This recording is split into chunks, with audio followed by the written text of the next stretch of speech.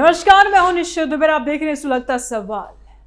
कल्पना कीजिए, अमेरिका का वो भरोसा 2 दशकों से दुनिया का सोना अपने तिजोरियों में रखकर चमकता रहा, आज अचानक टूट रहा है।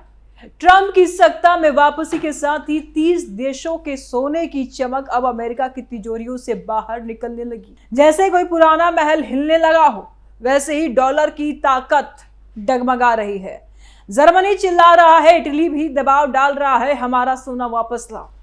ट्रंप के अस्थिर फैसलों में अब भरोसा नहीं है।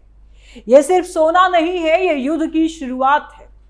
ईरान के साथ अमेरिका की जंग छिड़ी हुई है, जहाज डूब रहे हैं, जेट गिर रहे हैं, तेल की कीमतें आसमान छू रही है। पाकिस्तान में जाकर देखिए क्या हाल है। दुनिया देख रही है। क्या ये सोने की वापसी सिर्फ आर्थिक घबराहट है या फिर वो बड़ी तूफान की पहले से चेतावनी जो पूरी दुनिया को बदल देगी? ट्रंप मुसीबत में है क्या? लेकिन सवाल ये भी है कि क्या ये मुसीबत पूरी दुनिया को नई जंग में धकेल रही है? क्या रूस और चीन चुपचाप ईरान को हथियार दे रहे हैं, बल दे रहे हैं? ऐसे में कई और सवाल सुलग रहे हैं। कौन 30 देशों का सोना अमेरिका से वापस ले रहा? सोना वापस लेने से क्या बदलेगी कहानी? अमेरिका ने युद्ध में ईरान को कहां पहुंचा दिया? ईरान को कौन बड़ी शक्ति मदद कर रही है? युद्ध अगर बढ़ा तो कौन क्या खोएगा? हिटलर के उपाधि किसे मिलेगी? चलिए सबसे पहले आते हैं पहले सवाल पर कि कौन 30 देशों का सोना अमेरिका से वापस ले रहा है? कौन देश? देखिए, न्यूयॉर्क फेडरल रिजर्व की तिजोरियां दुनिया के करीब 30 देशों का सोना संभालती है। कुल 6,300 टन से ज्यादा, जो अरबों डॉलर का है। जर्मनी सबसे आगे है, उसके 1,236 टन सोने में से आधे से ज्यादा न्यूयॉर्क में पड़े हैं। जर्मन अर्थशास्त्री और सांसद अब खुलकर कह रहे हैं कि ट्रंप की अनिश्चितता में यह सोना सुरक्षित नहीं है, वापस लाओ। इटली भी पीछे नहीं है, उसके 1,060 टन में से बड़ा हिस्सा अमेरिका में है और वहां भी आवाजें उठ रही है। नीदरलैंड, बेल्जियम, यहां तक कि लेबनान और कुछ अन्य देशों का सोना भी वहां रखा है और यह सब ट्रंप के आने के बाद तेज हो गया है। 2025 के अंत और 2026 की शुरुआत में जर्मनी के टैक्स पेयर्स फेडरेशन ने चिट्ठी लिखी, हमारा सोना हमारा है, अमेरिका में रखकर जोखिम क्यों ले, हम रिस्क क्यों ले? क्या पता क्या फैसला करते रहते हैं ट्रंप, क्या पता क्या होगा, हम क्यों अपना सोना डुबाएं? ब्रिक्स देश तो पहले से ही सोना खरीद रहे थे, लेकिन अब यूरोपीय देश भी जाग गए हैं। भारत का कुछ सोना भी वहां है, हालांकि हमने पहले ही कुछ हिस्सा वापस ले लिया था। ये वापसी सिर्फ ट्रंप की वजह से नहीं, बल्कि रूस पर लगे प्रतिबंधों के बाद दुनिया ने देख लिया कि अमेरिका किसी का पैसा भी फ्रीज कर सकता है। और अब ये 30 देश चुपचाप या खुलकर सोच रहे हैं, अपना सोना घर लाओ, क्योंकि ट्रंप की तूफानी नीतियां किसी पर भरोसा नहीं छोड़ रही है। ये खाली हो रही तिजोरियां अमेरिका के लिए सबसे बड़ा झटका है, क्योंकि सोना न सिर्फ संपत्ति है बल्कि शक्ति का प्रतीक भी है। सोना वापस लेने से क्या बदलेगी कहानी? दूसरा सवाल बेहद महत्वपूर्ण। सोना वापस लेने से क्या कहानी बन रही है?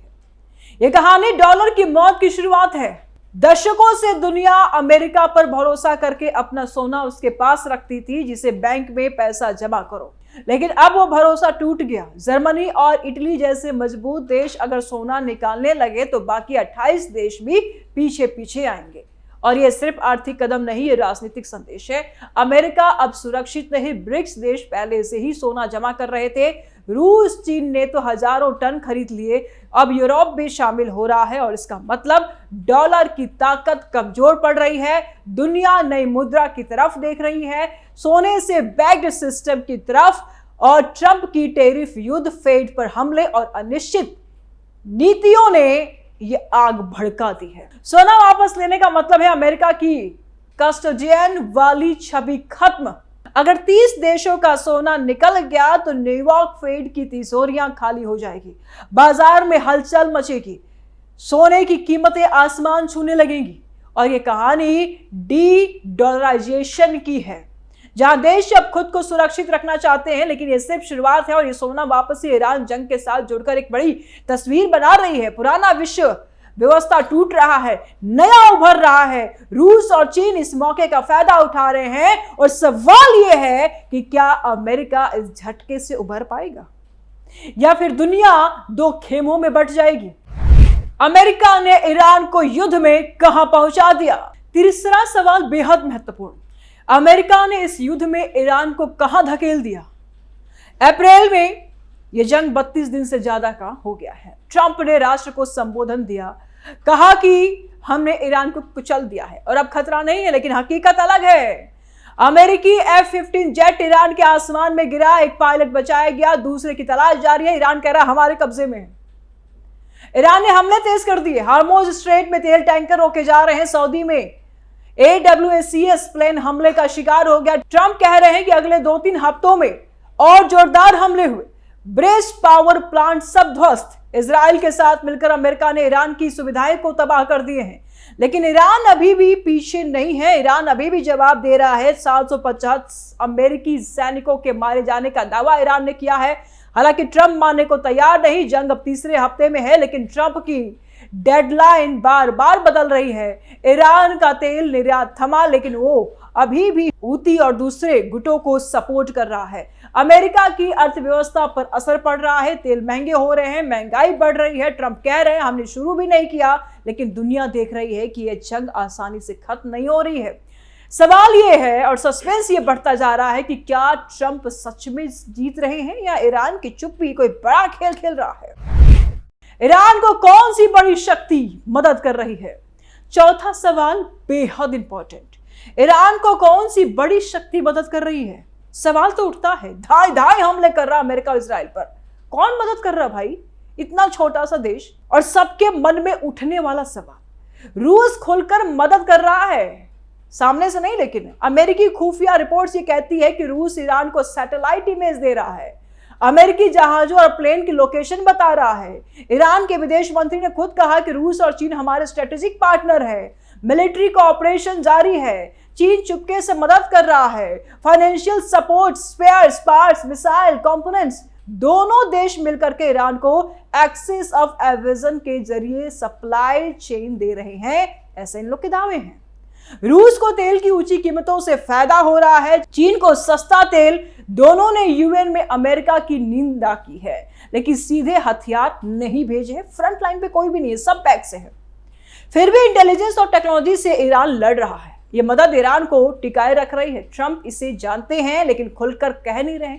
यह रूस चीन का खेल है ना। रूस चीन खुद कह रहा है कि हम भी इसमें शामिल हैं। हालांकि ये बैक चीज चल रही है, ब्लरी है, क्लियर कुछ भी नहीं है। अमेरिका को मिडिल ईस्ट में फंसाओ, खुद यूक्रेन और ताइवान पर फोकस करो। बड़ी शक्ति यही दो है जो ईरान को सांस लेने का मौका दे सकती है, और इसीलिए कई सोर्स ये कह रहे हैं कि यही मदद कर सकते हैं। युद्ध अगर बढ़ा तो कौन क्या खोएगा?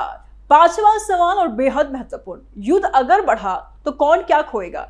अगर जंग फैली तो सबसे बड़ा नुकसान अमेरिका का।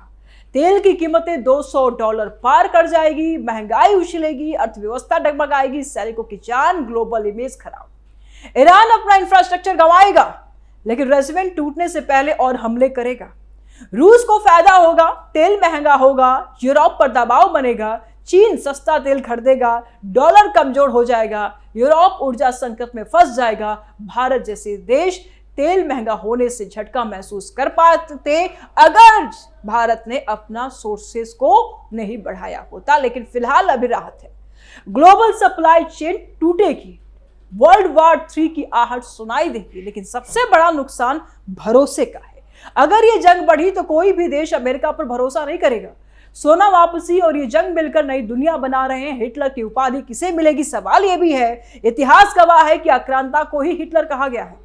ट्रंप अगर ईरान को स्टोन एज में भेजने की धमकी देते रहेंगे और जंग फैलाएंगे तो विरोधी उन्हें नया हिटलर कह सकते हैं, लेकिन कुछ और भी कहेंगे। कुछ कहेंगे ईरान का जो सपोर्टर है, रूस, चीन, इसके पीछे भी जिम्मेदार है। असल में वो मिलिट्री लीडर या नेता जिसकी वजह से लाखों मौतें हुई, वो ही उपाधि पाएगा। अभी सस्पेंस है, ट्रंप का आक्रामक रुख या ईरान का प्रतिरोध, दुनिया देख रही है। अंत में पूरी कहानी एक बड़ी तस्वीर बनाती है। 30 देशों का सोना वापस लेना सिर्फ आर्थिक कदम नहीं है, यह अमेरिका की गिरती ताकत का संकेत है। ट्रंप की मुश्किलें बढ़ रही है, एक तरफ सोने की तिजोरियां खाली हो रही है, दूसरी तरफ ईरान की जंग में अमेरिका फंस गया है। रूस और चीन चुपके से ईरान को सपोर्ट दे रहे हैं, इंटेलिजेंस, फाइनेंस, सब कुछ। और ये जंग अगर बढ़ी तो तेल संकट, महंगाई, ग्लोबल मंदी, यहां तक कि नई विश्व जंग की आशंका भी बन रही है। अमेरिका अपना डॉलर का साम्राज्य खो सकता है, ईरान अपना अस्तित्व गवा सकता है, लेकिन रूस, चीन नई शक्ति बन करके उभर सकते हैं। हिटलर की उपाधि वो मिलेगी उस नेता को जो इस आग को भड़काएगा, और भड़काया जा रहा है, दुनिया को खाई में धकेला जा रहा है, जो धकेलेगा उसी को मिलेगी। और हिटलर कोई अच्छा व्यक्ति तो नहीं था। सवाल यह है कि क्या ट्रंप इस खेल को संभाल पाएंगे या फिर सोने की वापसी और ईरान जंग मिलकर नया इतिहास रच देगा। दुनिया सांस रोके खड़ी है। क्या पुराना ऑर्डर बच पाएगा या नया युग शुरू हो चुका है? ये सवाल जवाब मांगते हैं। सोचिए, तैयार रहिए। कमेंट बॉक्स में अपनी राय आप जरूर दें, वीडियो को लाइक करें, ज्यादा से ज्यादा शेयर करें, चैनल को सब्सक्राइब करें। जल्द मिलते हैं नए अपडेट के साथ। दीजिए इजाजत, नमस्कार।